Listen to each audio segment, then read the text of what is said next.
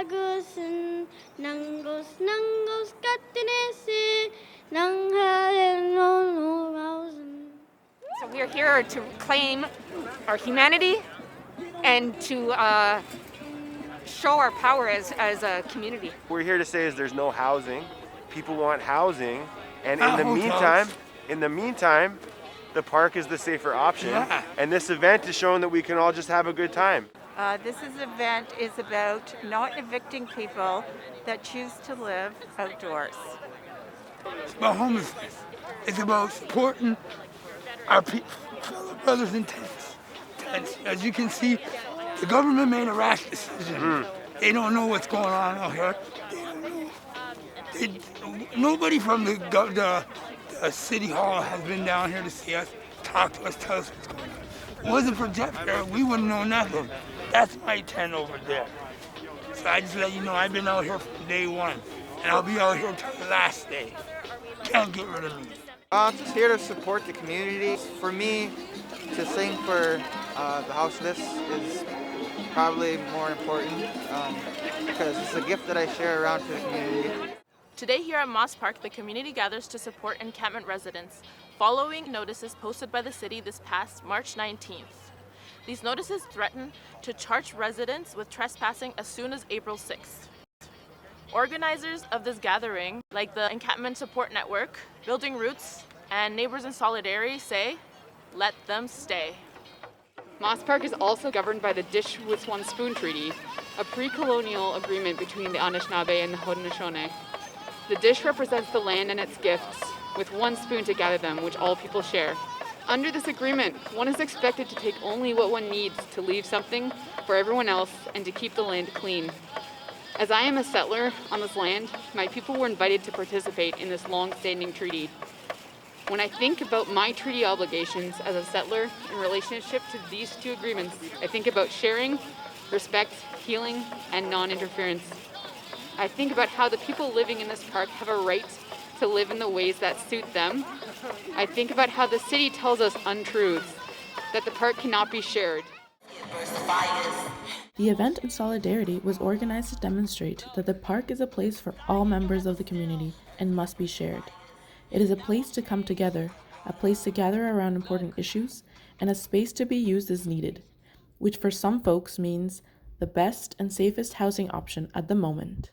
You know, a big question that you need to ask yourself, I think, is why do people feel that living outside in a tent is a better alternative than living in a shelter hotel or a shelter?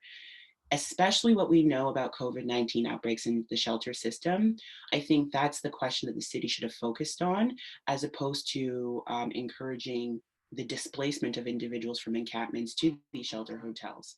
There's been, numerous outbreaks at shelters, right? Right? It's like pretty obvious since day one that a congregate setting during COVID is not a safe place for anybody, right? Yet we expect people to take that as a reasonable option, right? And what we've been saying is that the park is a safer place. Ministry of Health, for the longest time, we had nobody test positive. All the encampments, nobody did. But then people started going to the shelters and stuff like that. Then that's when the COVID positive started happening. And they knew, people know in encampments that it's safer out here than being in those places. And that's what's so important. And I thank them so much for knowing that. A coalition of Toronto lawyers, of which Farida Adam is a part of with the Black Legal Action Centre, has also come together to advocate for encampment residents' rights. So we got involved in this coalition through Community Justice Collective. And I think it all came together because we all serve as clients who are dealing with homelessness and essentially, or more broadly speaking, I should say, the housing crisis in the city of Toronto. And so then when we saw that the city was imposing or putting on these eviction notices around town near these encampments, we became even more concerned because we were dealing with a really complicated issue. And then we felt it was being worsened by adding that additional element of, bylaw enforcement and potentially criminal enforcement. And I just want to add one more thing, for Black, as Black people, we are aware that we engage and are surveyed by the state in a different way than other communities. And so we're always concerned when the city decides to take steps that involve that potential reliance on state actors like police, like by law enforcement officers, because we know what happens when Black people encounter these kinds of state actors, right? We often aren't given the benefit of the doubt and things can escalate.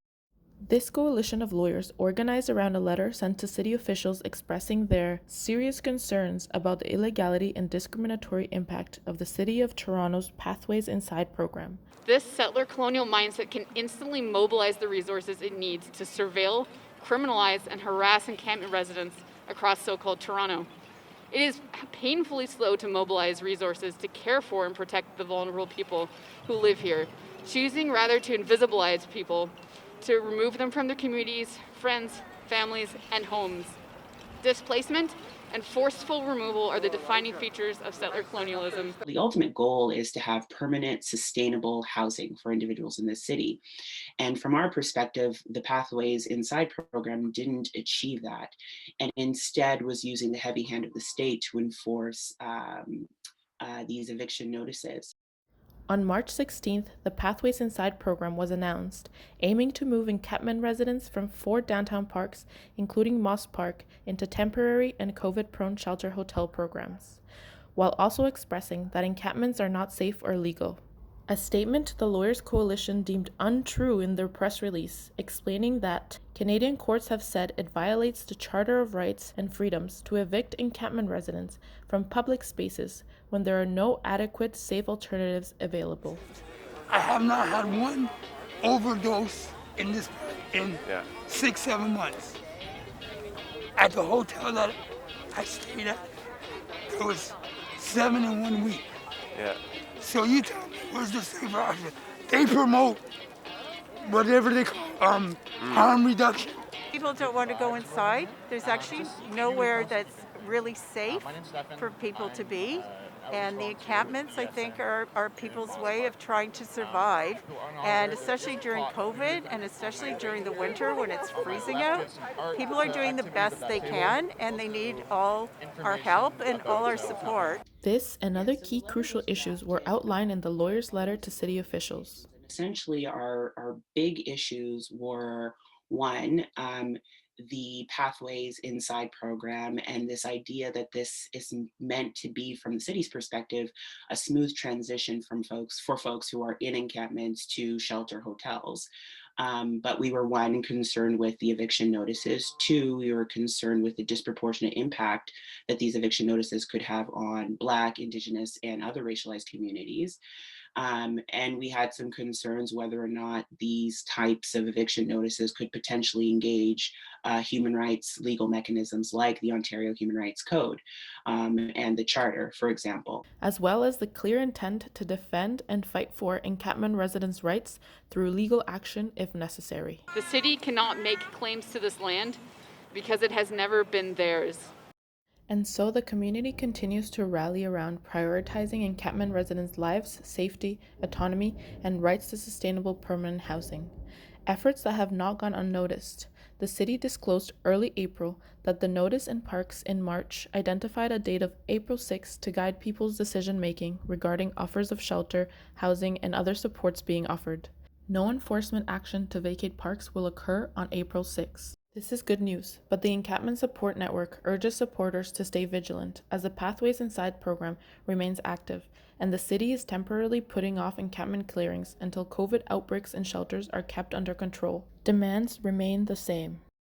Revoke notices of trespass, repeal the bylaws that criminalize encampments in public parks, and permanent rent-geared-to-income housing in the downtown core. We have to think about a sustainable, meaningful housing strategy and not these temporary movements that ultimately will leave vulnerable people even more vulnerable and more exposed to COVID-19 and displaced from their community, displaced from their supports. If the city is saying that they want to ensure the safety of the residents in the encampments, then they have to have sustained, ongoing, meaningful, consistent conversations with folks in encampments, and really think about a permanent housing solution and not a temporary one. As a community, we need to listen. And those in solidarity want encampment residents to know, I love you, and I honor your power by reclaiming the land. Keep fighting for your rights.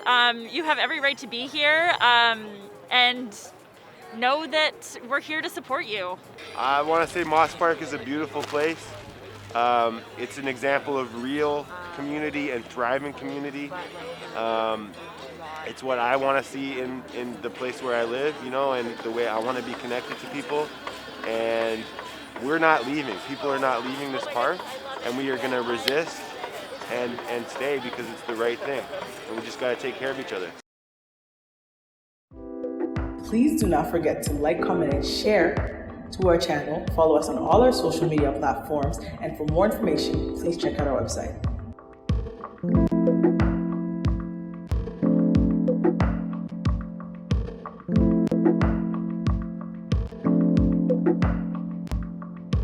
Thank you.